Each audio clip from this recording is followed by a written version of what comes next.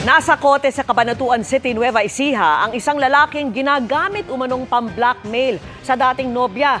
Ang masela nitong larawan at video para makipagbalikan. Nakatutok si June Veneracion. Dahan-dahan at maingat ang galaw ng mga miyembro ng PNP Anti-Cybercrime Group para hindi mabulabog ang kanilang target sa loob ng motel na ito sa Cabanatuan, Nueva Ecija.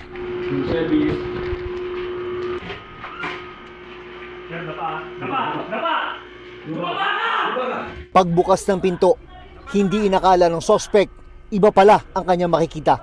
Arestado si alias Boy dahil sa pagbablackmail umano sa kanyang ex-girlfriend. Hindi na siya pinapansin ng babae, pilit ng pilit pa rin siya.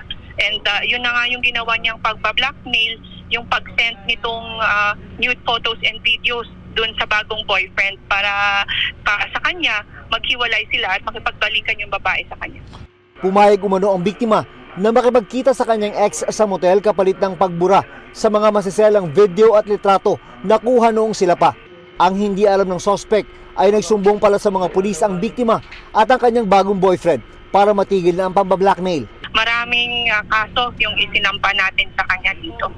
Isa na dito yung grave coercion and yung Anti-Photo and Video Voyeurism Act. Sinusubukan pa naming makuha ang panig ng suspect na nakakulong sa Cabanatuan City Police Station.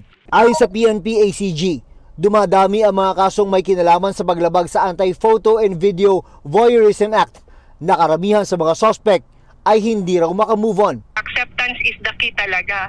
And sa atin naman sa mga kababayan naman nating kababaihan, kung maaari ay ingatan po natin yung sarili natin. Para sa GMA Integrated News, June Veneracion, nakatutok 24 oras.